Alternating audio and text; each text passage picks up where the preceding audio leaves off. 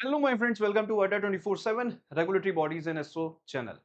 I'm your mentor Veer and I welcome you all in another episode of Finance Talk with Veer sir, जिसमें हम एक और interesting topic यहाँ पे cover करने वाले हैं जो कि आपके exam relevant and more over आपके एनालिटिकल पर्सपेक्टिव के रिगार्डिंग बहुत ही इंपॉर्टेंट है।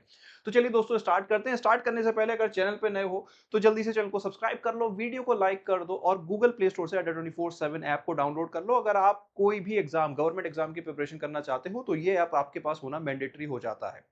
तो चलिए टॉपिक को डिस्क्लोज करते हैं दोस्तों। आज हम बात करने वाले हैं यूएस क्रिप्टो बिल के बारे में बात करने वाले हैं, जिसके अंदर यूएसए में जो जितने भी वर्चुअल डिजिटल असेट्स होते हैं, चाहे वो क्रिप्टो करेंसी हो या टोकन्स हो, उनको they are now going to regulate.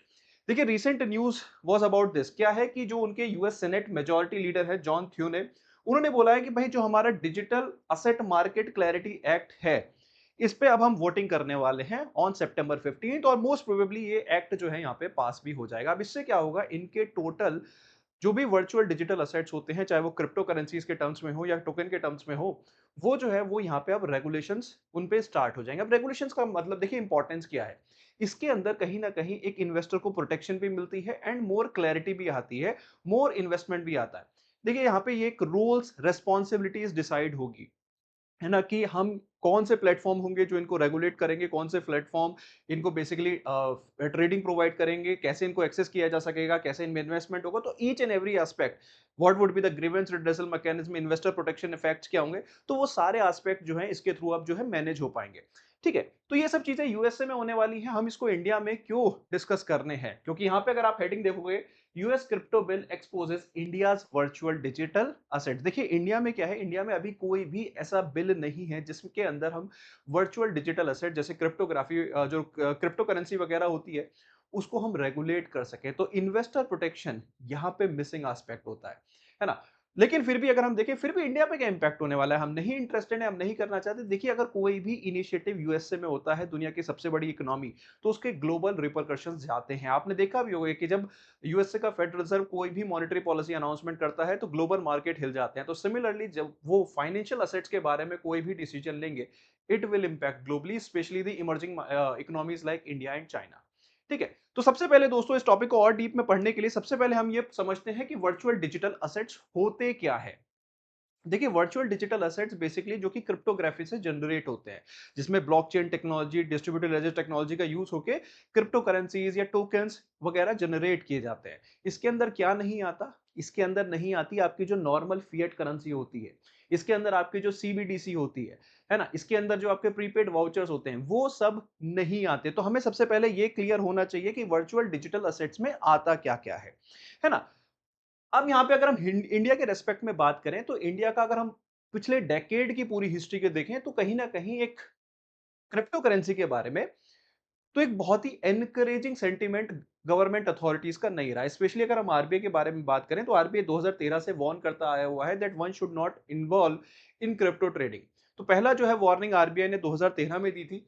ठीक है, सिमिलरली आरबीआई ने 2017 में जब बिटकॉइन वगैरह का काफी डिमांड चल रहा था, है ना, तो उस समय आरबीआई अगेन कॉशन की भाई do not trade with crypto currencies, है ना। देन आरबीआई ने फिर यहाँ पे बैंक्स को बोला कि भाई you do not provide business to the entities जो कि यहाँ पे क्रिप्टो ट्रेडिंग वगैरह प्रोवाइड करती हैं। ठीक है, उसका रिजल्ट क्या हुआ, उन एंटिटीज ने सुप्रीम कोर्ट में गए और सुप्रीम कोर्ट ने यहाँ पे फिर इस डिसीजन को टेक डाउन कर लिया कि भाई क्रिप्टो जो है एक अनदर टाइप ऑफ बिजनेस है जो कि यहाँ पे अलाउ होना चाहिए। ठीक है, अब इसी चीज को बेसिकली इसी दौरान गवर्नमेंट ने यहाँ पे एक कमेटी भी बनाई थी, दिनेश शर्मा कमेटी, और उस कमेटी की रिकमेंडेशंस भी यही आई थी कि यार जो क्रिप्टो ट्रेडिंग है उसको यहाँ पे नहीं करना चाहिए, है ना। एक क्रिस्प मैनर में बताऊं, बट एक बैक एंड पे कहीं ना कहीं जो क्रिप्टो के पीछे टेक्नोलॉजीज होती हैं, जैसे डिस्ट्रीब्यूटेड लेजर टेक्नोलॉजी, जो कि कहीं ना कहीं हैक प्रूफ टेक्नोलॉजी है, उसको हम कैसे बैंकिंग सिस्टम में यूज कर सकते हैं, उसके रिगार्डिंग रिसर्च जरूर स्टार्ट हो गई। ठीक है, मोर ओवर अगर आप ग्लोबल सेंटीमेंट देखो तो उसके अराउंड भी, क्योंकि बाकी जगह जो है डिजिटल करेंसीज वगैरह इंट्रोड्यूस होने लगी, चाइना ने इंट्रोड्यूस की, एल सेल्वाडोर ने इंट्रोड्यूस की, क्यूबा ने इंट्रोड्यूस की, तो फिर इंडिया भी पीछे नहीं रह सकता। तो इंडिया ने भी यहाँ पे एक अनाउंसमेंट किया, I think in the year of 2022, कि हम अपनी एक डिजिटल करेंसी लेके आएंगे जिसका नाम होगा लक्ष्मी।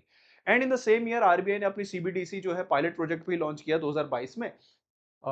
एंड फिर हमने अपनी सीबीडीसी इंट्रोड्यूस की, जिसके बारे में आप आज जानते भी हो, रिटेल सेगमेंट के रिगार्डिंग एंड होलसेल सेगमेंट के रिगार्डिंग।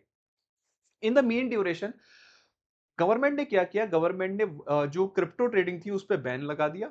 मोर ओवर अगर कोई क्रिप्टो ट्रेडिंग करता भी है ना, तो वहां पे जो प्रॉफिट जनरेट करेगा उस पे 30% जो है गवर्नमेंट ने टैक्स लगा दिया। और केवाईसी जो है यहाँ पे कस्टमर्स की मैंडेटरी कर दी गई। तो कहीं ना कहीं गवर्नमेंट ने ये स्टेप्स भी इसीलिए लिए थे ताकि जो है आई वुड से कि क्रिप्टो ट्रेडिंग को डिस्करेज किया जा सके, है ना। Similarly further some aspects have been introduce, अगर हम बात करें, ठीक है, कि अगर आप वर्चुअल डिजिटल असेट्स में ट्रेड करते हैं, ठीक है, तो वो पीएमएलए फ्रेमवर्क वहां पे फॉलो होगा। Prevention of money laundering act के जो प्रोविजंस होंगे वो यहाँ पे फॉलो होंगे। ठीक है, जो भी यहाँ पे virtual digital asset service providers होंगे, they need to follow the FIU India guidelines, है ना। एंटी मनी लॉन्ड्रिंग गाइडलाइंस या कंप्लायंसेस को यहाँ पे और स्ट्रिंजेंट बना दिया related to these virtual digital assets. ठीक है, तो ये एक तरह से हिस्ट्री रही है related to crypto currency in India, जो कहीं ना कहीं हम थोड़ा बहुत जानते भी हैं। लेकिन अगर आप देखो इंडिया में अभी भी क्रिप्टो ट्रेडिंग होती है। आप आए दिन यूट्यूब पे देखिए, आधे लोग आपको क्रिप्टो में ट्रेडिंग सिखा रहे होते हैं। प्रॉब्लम यहाँ पे क्या है कि यहाँ पे कोई रेगुलेशन नहीं है। आपको लगता होगा कि ये जो क्रिप्टो ट्रेडिंग प्लेटफॉर्म है, क्योंकि जैसे हमें लगता है कि सेबी उनका रेगुलेटर है, no, they are not under the purview of SEBI, they are not under the purview of RBI. तो कल को अगर किसी कस्टमर के साथ फ्रॉड हो जाता है तो वो बेचारा क्या करे, किसके ऊपर लायबिलिटी रहेगी, है ना। तो वो लायबिलिटी क्लियरली डिफाइंड नहीं है, वो लायबिलिटी ही क्लियरली डिफाइंड नहीं है। इस वजह से क्या है कि इंडिया में भी जो वर्चुअल डिजिटल असेट्स है उनको मैनेज करना बहुत इंपॉर्टेंट है, उनके ऊपर रेगुलेशन लाना बहुत इंपॉर्टेंट है। इंडिया इमर्जिंग इकोनॉमी यहाँ पे जो है, जो नई जेनजी हम जिसको बोलते हैं, वो नई नई I would say financial concept को सीखने में इंटरेस्ट रखती है और इवन इन्वेस्ट करने में भी इंटरेस्ट रखती है, जिसकी वजह से इनको रेगुलेट करना और भी ज्यादा इंपॉर्टेंट हो जाता है। अभी रिसेंटली गवर्नमेंट में अगर हम बात करें, महाराष्ट्र की स्टेट गवर्नमेंट ने एक स्मॉल इनिशिएटिव लिया है कि भाई ये जो वर्चुअल डिजिटल असेट्स हैं इनको हम आपके एक पर्सनल असेट्स के तौर पे कंसीडर करेंगे, जिससे इन पे एक रेगुलेशन भी आया है, जिससे कि इनको आपका एक फाइनेंशियल असेट के तौर पे कंसीडर किया जाएगा।